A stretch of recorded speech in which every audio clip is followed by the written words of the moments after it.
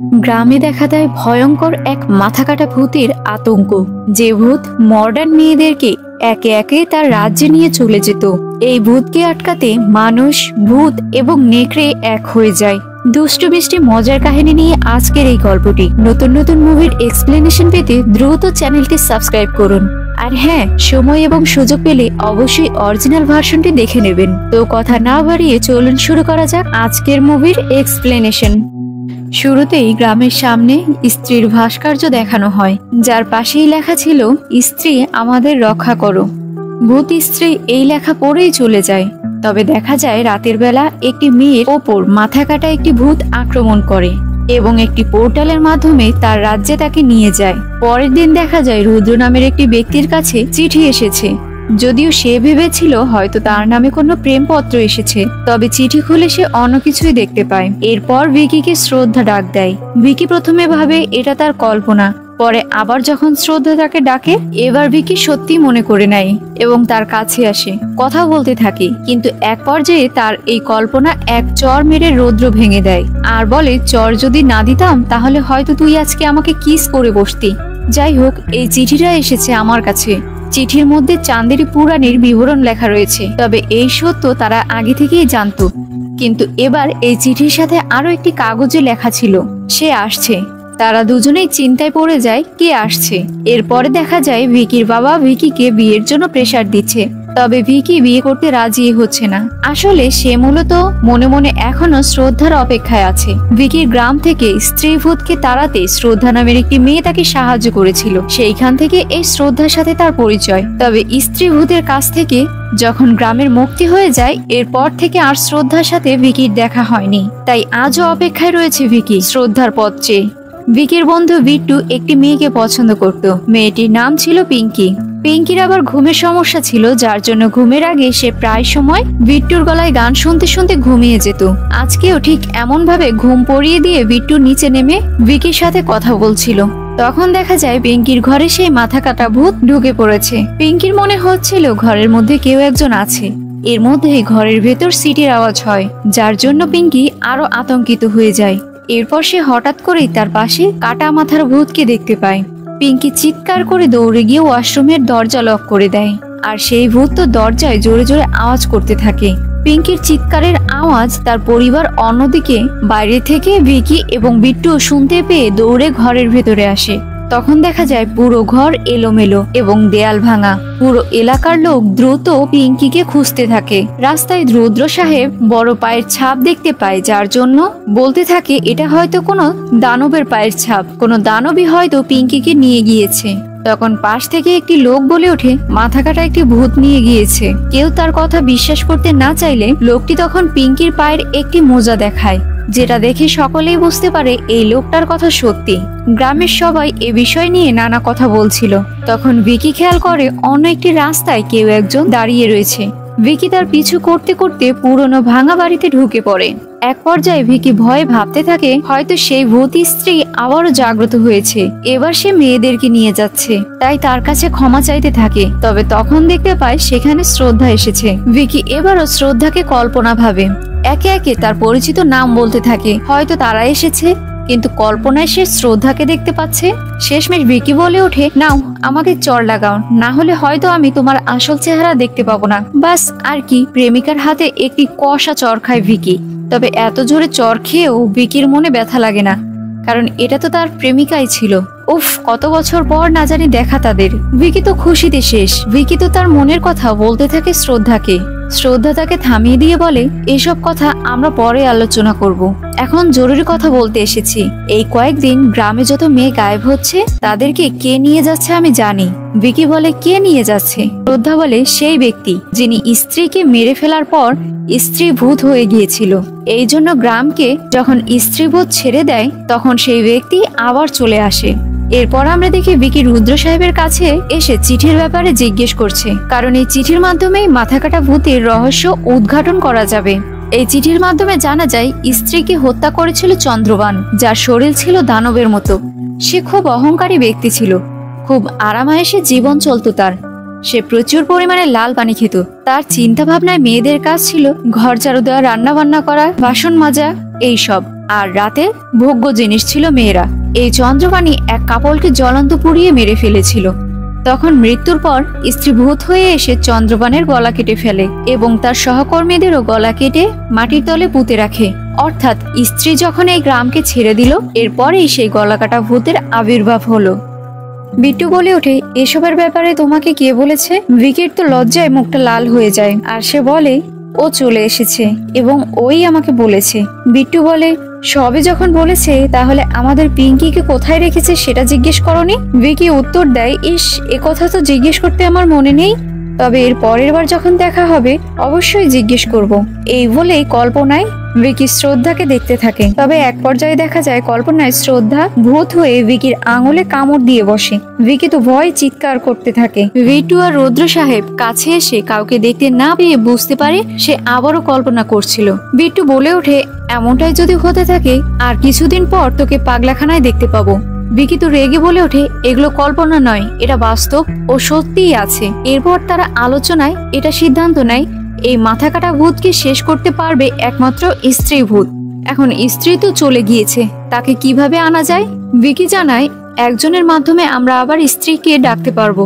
ভিকি আর বিট্টু মিলে তাদের বন্ধু জয়নাথের বাড়িতে যায় আর বলে, কত ফোন করেছি তোকে, তুই কল রিসিভ করিস না কেন? তুই একমাত্র পারবি তাকে ফিরিয়ে আনতে, তোর মধ্যে এখনো তার কিছুটা শক্তি রয়ে গিয়েছে। জয়নাথ বলে, কাকে আর কার শক্তির কথা বলছিস তোরা? এর মধ্যে ঘর থেকে আওয়াজ হয়, হয়তো কোনো মেয়ে লুকিয়ে রয়েছে ঘরের মধ্যে। সোজা সাপটা জয়নাথ শহরে পড়তে এসে এতটা চালাক হয়ে গিয়েছে। এই বলে হাসাহাসি করতে থাকে তার বন্ধুরা।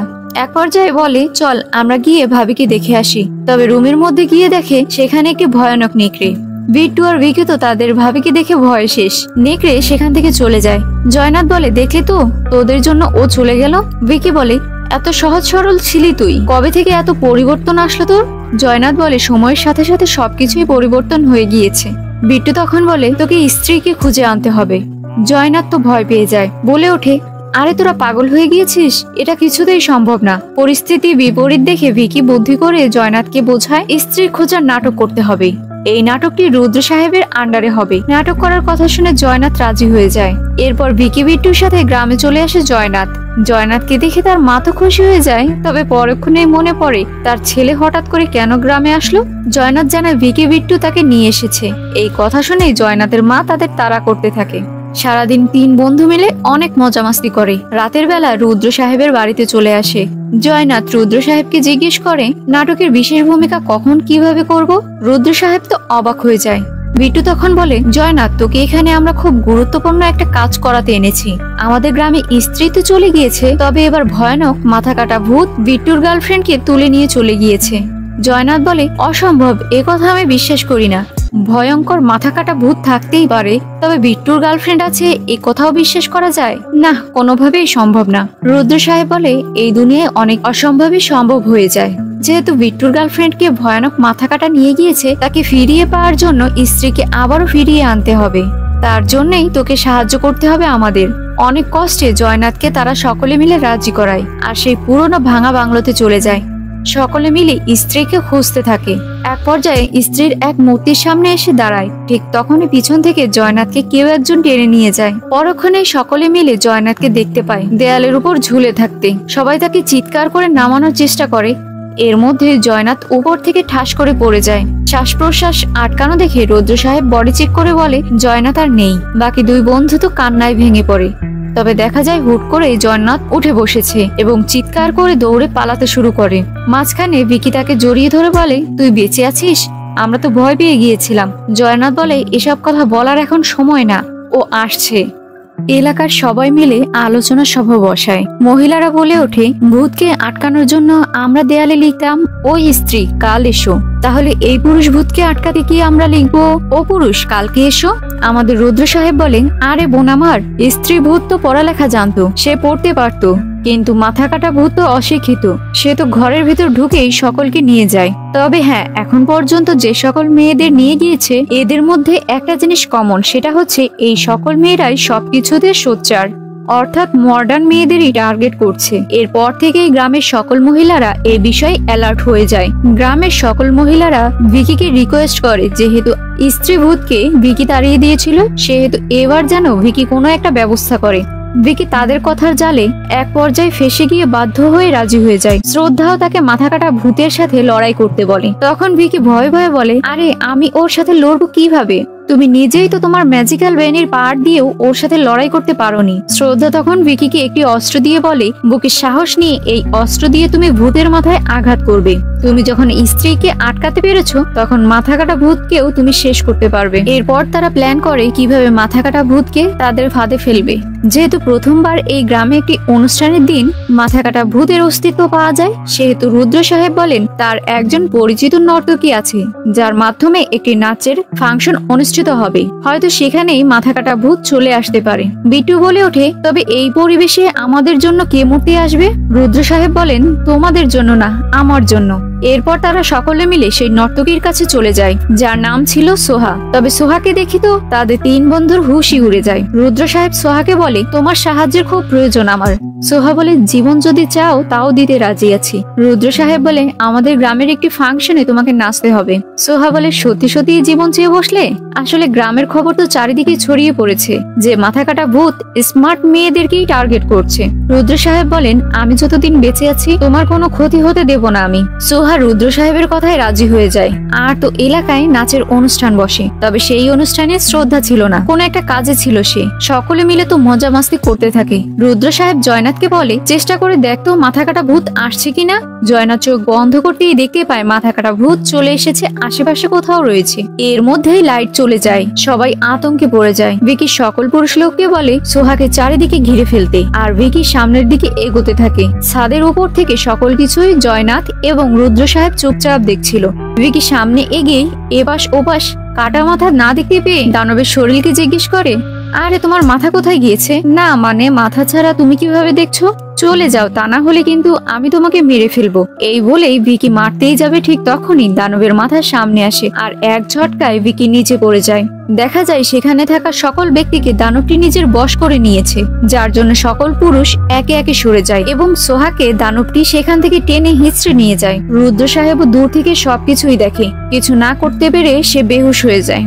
ভিকির কাছে এরপর জয়নাথ চলে আসলে ভিকি তাকে জানায়, মাথা কাটা আমার চোখের সামনে আসে আর আমার চোখটা কেমন জানি ঝাপসা হয়ে যায়। যাই হোক, পরদিন সকালবেলা পুরো গ্রামে পুরুষরা এক হয়ে হেঁটে চলেছে। জয়নাথ ও ভিকি বিট্টুকে ডেকে বলে, তোমার চোখের কি হয়েছে?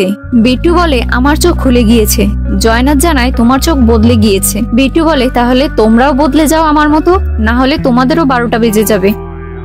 রাত্রেবেলা দেখা যায় ভিকির কাছে শ্রদ্ধা চলে এসেছে। ভিকি দেখেই জিজ্ঞেস করে, তুমি ঠিক আছো তো? আমি কত টেনশনে আছি, তুমি কালকে আসোনি কেন? শ্রদ্ধা জানায়, আমি মূলত মাথা কাটার এরিয়ায় ঢুকতে চেয়েছিলাম। ভেবেছিলাম মাথা কাটা ভূত যখন বাইরে থাকবে তখন আমি তার আন্ডারে থাকা সকল মেয়েদের মুক্তি দিয়ে দেব। সেই এরিয়ায় ঢোকা আমার পক্ষে সম্ভব হয়নি। আমার কথা তুমি বিশ্বাস করো? ভিকি বলে, কিভাবে বিশ্বাস করি? আমি আপনার ব্যাপারে কিছুই জানি না, অথচ আপনি আমার ব্যাপারে সবকিছুই জানেন। আমার পছন্দ কি, অপছন্দ কি, আমি আপনাকে নিয়ে কত টেনশন করি ইত্যাদি। শ্রদ্ধা জানায়, আমার পরিচয় দেওয়ার মতো সময় এখন না, আর দিলেও তুমি সেটা মেনে নিতে পারবে না। কিছু সম্পর্ক থাকে অন্যরকম, আত্মার সাথে আত্মার টান। মনে করো আমাদের সম্পর্ক ঠিক তেমন। এর মধ্যেই রুদ্র সাহেবকে নিয়ে জয়নাথ চলে আসে। যেহেতু চিঠির মাধ্যমে তারা এই সম্পর্কে অনেক কিছু জেনেছে, সেহেতু চিঠি কোন ঠিকানা থেকে এসেছে তারা সকলে মিলে সেখানে যায়। এখানে নতুন ক্যারেক্টার অক্ষয় কুমারকে দেখানো হয়। রুদ্র সাহেব বলে, এই একমাত্র চন্দ্রবনের বংশীয় অরিশ, যে কিনা এখনো বেঁচে আছে এই মেন্টাল হসপিটালে। যাই হোক, কথার এক পর্যায়ে বোঝা যায় মাথা কাটা ভূতকে অন্য কোথাও প্রতিহত করা যাবে না। তাকে শেষ করতে হলে তার রাজ্যে গিয়েই এই কাজ সম্পূর্ণ করতে হবে। তবে তার রাজ্যে জানোয়ার, ভূত, পুরুষ কিংবা মহিলা ঢুকতে পারবে না। আধা কোনো বস্তু হলে তারা যেতে পারবে। তখন শ্রদ্ধা মাথা কাটিয়ে বলে, আমি আর ভিকি অবশ্যই যেতে পারবো। এখানে ভিকিকে নানা ধরনের প্রশিক্ষণ দেয়া হয় যাতে সে সুন্দরভাবে মাথা কাটা ভূতের সাথে লড়াই করতে পারে। অন্যদিকে দেখা যায় গ্রামের সকল পুরুষেরা নারীদের তালাবদ্ধ করে তারা কোথাও একত্র হয়ে যাচ্ছে। রাত হয়ে গেলে তারা সকলে মিলে মাথা কাটা ভূতের রাজ্যের সামনে চলে আসে। তখন বিট্টু তাদেরকে আটকালে তাকেও বেঁধে রাখে। শ্রদ্ধা জানায়, এই রাজ্যে ঢুকতে গেলে আমাদের একসাথে মিলে কাজ করতে হবে। ভিকি তো অন্য কিছুই ভাবে। যাই হোক, তখন দেখা যায় ভিকির শরীরের মধ্যে শ্রদ্ধা ঢুকে পড়েছে। এরপর দুজনেই সেই শহরে প্রবেশ করে। ভিকি তো খুশিতে আলতোভাবে তার শরীর স্পর্শ করতে থাকে। শ্রদ্ধা দ্রুত ভিকির শরীর থেকে আলাদা হয়ে যায়। ভয়ানক একটা পরিবেশ, চারিদিকে আগুনের লাভা ভরা। এরপর শ্রদ্ধা ভিকিকে বলে, তুমি সামনে এগিয়ে ওই মেয়েদের বাঁচাও। আমি তোমার সাথে যেতে পারবো না, কারণ মাথা কাটা ভূতের কাছে আমি স্ত্রী। কেননা স্ত্রী সেই বেনি আমার সাথে রয়েছে, তাই এদের বাঁচাতে নিজেকে বলে দিতে হবে। তবে ভিকি কথা মানতে না চাইলে শ্রদ্ধা নানাভাবে তাকে বোঝায়, তাই ভিকি সামনে একাই এগিয়ে যেতে থাকে। সেখানে গিয়ে ভিকি পিঙ্কি এবং সোহাকেও দেখতে পায়। সোহার সামনে এসে তো সে গান গাইতে থাকে, তাদেরকে ডাক দেয়, তবে কাজ হয় না। হুট করেই দেখতে পায় এই সকল মেয়েদের মুখ থেকে অদ্ভুত ম্যাজিক্যাল পাওয়ার বের হচ্ছে। এই কথা শ্রদ্ধাকে ডেকে বলতেই যাবে, তখন খেয়াল করে শ্রদ্ধারও একই অবস্থা, তার মুখ থেকে ম্যাজিক্যাল পাওয়ার মাথা কাটা ভূত চুষে নিচ্ছে। ব্যাস, আমাদের হিরো এইসব সহ্য করতে না পেরে কোনো কিছু চিন্তা ভাবনা না করেই দ্রুত শ্রদ্ধার কাছে গিয়ে মাথা কাটা ভূতের মাথা ছুরি দিয়ে 2 ভাগ করে ফেলে। ভিকি তো মহা খুশি হয়ে যায়, মনে করে এখানেই হয়তো কাহিনী শেষ। তবে দেখা যায় আরো কয়েকটি মাথা বেরিয়ে এসেছে। শ্রদ্ধা নিজের বেনি দিয়ে আর ভিকি নিজের হাত দিয়ে যথাসম্ভব এই মাথার সাথে লড়াই করতে থাকে, তবে কোনোভাবেই তারা পেরে উঠছিল না। তখন শ্রদ্ধা সেই তলোয়ারটি দেখতে পায়, যে তলোয়ার দিয়ে চন্দ্রবানকে হত্যা করেছিল স্ত্রী। তাই দ্রুত ভিকিকে বলে, এই তলোয়ার দিয়েই মাথা কাটতে পারলেই এই সবকিছু শেষ হয়ে যাবে। তাই ভিকি, তুমি দ্রুত মন থেকে এই তলোয়ার পাথর থেকে আলাদা করার চেষ্টা করো।